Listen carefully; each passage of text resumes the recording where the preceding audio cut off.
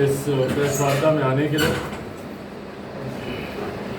आप सब जानते हैं कि हमारे नेता मेरे आदर्श आदरणीय रामविलास पासवान जी, मेरी धारणा सिर्फ इसीलिए बदल जाए क्योंकि मेरी कोई व्यक्तिगत महत्वाकांक्षा तथाकथित जो लोगों को लगती हो कि शायद मेरी महत्वाकांक्षा हो और उसको पूरा नहीं किया गया, इसलिए मेरी धारणा उनके प्रति बदल जाए, ऐसा होगा नहीं। अगर मुझे सिर्फ मंत्री ही बनने का लालच होता तो आप इस बात को अच्छी तरीके से आप जानेंगे और मानेंगे कि मेरे पास वो समय था, मेरे पास तमाम वो संभावनाएं थी। अगर मैं इस गठबंधन में रहता, मुख्यमंत्री नीतीश कुमार जी की खराब नीतियों का समर्थन करता, उनके सामने नतमस्तक रहता, तो आज ना सिर्फ बिहार में मेरे 2 मंत्री होते, आज मैं केंद्रीय मंत्री की हैसियत से आप लोगों के सामने मैं मौजूद होता। पर सिर्फ सत्ता का लालच मेरा लक्ष्य नहीं है। जिनका लक्ष्य है उनको मुबारक हो और उनको वो सुख प्राप्त भी हो गया, पर सत्ता का लालच ना मुझे रहा, ना मेरे नेता आदरणीय रामविलास पासवान जी को रहा। मेरे नेता उन बहुत चुनिंदा नेताओं में से एक हैं जिन्होंने खुद सत्ता को लात मारने का काम किया। मैं 2002 की बात कर रहा हूँ।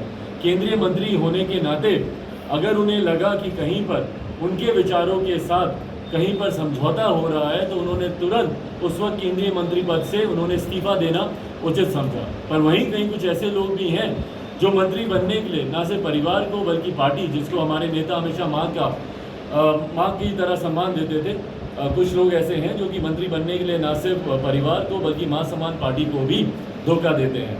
तो बहरहाल आपके सवाल का जवाब देते हुए, आपके प्रश्न का जवाब देते हुए, अगर मेरी धारणा सिर्फ इन बातों से बदलनी होती तो मुझे लगता है इसके पूर्व में भी बहुत ऐसे समय थे जब धारणा बदल जाए। आज की तारीख में मेरी प्राथमिकता सिर्फ और सिर्फ ये आशीर्वाद यात्रा है। इस यात्रा के माध्यम से अपने संगठन को मजबूत करना और कोई लक्ष्य नहीं है। फूट डालने का प्रयास कर सकें, पर यहाँ पर खंजर हमारे अपनों ने ही पीठ में भोंका है। जब हम लोग सामने एक बड़े युद्ध की तैयारी कर रहे थे, एक बड़ी लंबी लड़ाई की तैयारी कर रहे थे, तो मुझे ये नहीं पता था कि मेरी पीठ पीछे एक महाभारत का युद्ध है जिसको मुझे अपने घर वालों के साथ ही झेलना पड़ेगा। तो ये आज की तारीख में मेरी वो हैसियत नहीं है कि मैं दूसरे पे उंगली उठाऊं कि आपने मेरा साथ क्यों नहीं दिया। का जिला आपका सुझाव सराखों में बैठकर चर्चा होगा, पर उस किस पार्टी के साथ अलायंस होगा, चुनाव उस वक्त गठबंधन का स्वरूप क्या होगा, ये चुनाव के वक्त ही तय किया जाएगा। और ये राजनीतिक परंपरा भी है, ऐसा नहीं है कि मैं कोई अनोखी बात कर रहा हूँ। हमेशा हम लोग देखते हैं कि राजनीतिक दल 3 साल 4 साल 5 साल अपने आप को ही मजबूत करने का प्रयास करते हैं। हमारे मुख्यमंत्री तो तुरंत ही शुरू हो गए, अभी तो चुनाव भी समाप्त नहीं हुआ, तो कहीं ना कहीं वो भी चुनाव की अपेक्षा कर रहे हैं। इसीलिए कभी वो लव कुश समीकरण बैठाते हैं। इतना तो मुख्यमंत्री कार्यालय नहीं गए जितना वो अपने पार्टी के कार्यालय में अपना समय देते हैं। तो वो भी अपनी पार्टी को मजबूत करने का प्रयास कर रहे हैं। लोक जनशक्ति पार्टी की प्राथमिकता आज की तारीख में सिर्फ पार्टी को मजबूत करना है। गठबंधन का स्वरूप क्या होगा ये चुनाव के वक्त तय किया जाएगा। चुनाव से पहले आप बोल रहे थे कि मैं बजरंग बली हूँ, क्या लगता है कि बीजेपी आपके साथ टीचती है?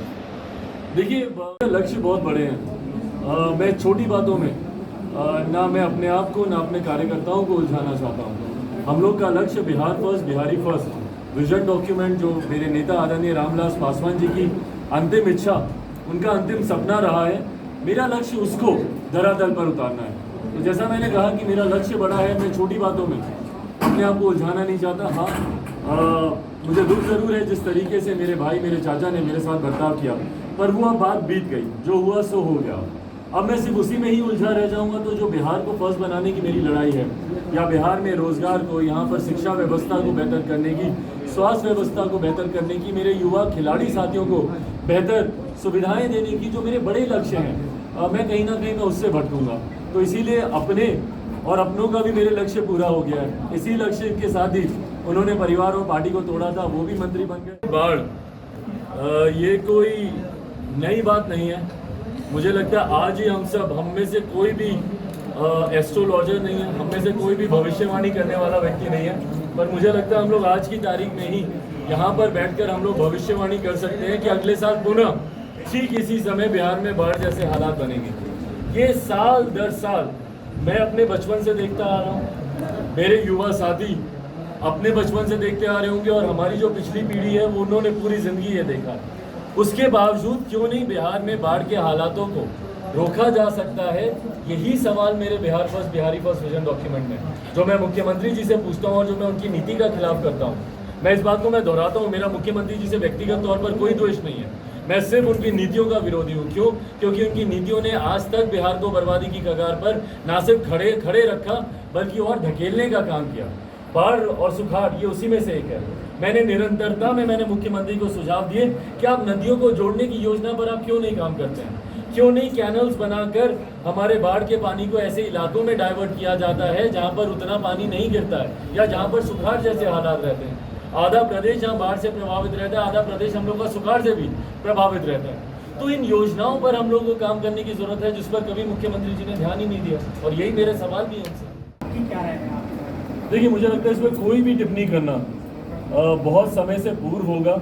जब तक बिहार में कोई ऐसी नीति का ड्राफ्ट सामने नहीं आता तब तक हम लोग को समझ में नहीं आएगा कि ये किस सोच के साथ इसको लेकर आना चाह रहे हैं। मैं इस बात का पक्षधर ज़रूर हूँ कि कोई भी कानून को बनाने से पहले एक आम सहमति होनी चाहिए, जनता की राय ली जानी चाहिए। हमारे प्रदेश में ही उदाहरण के तौर पर मैं आपको देता हूँ, शराबबंदी कानून लागू किया गया जिसमें किसी की कोई सहमति नहीं ली गई, किसी से कोई चर्चा नहीं की, किसी से कोई बातचीत नहीं की गई। कानून अच्छा था। मैं उस वक्त विपक्ष में था, एनडीए का मैं हिस्सा था और मुख्यमंत्री नीतीश कुमार जी महागठबंधन के सहयोगी थे।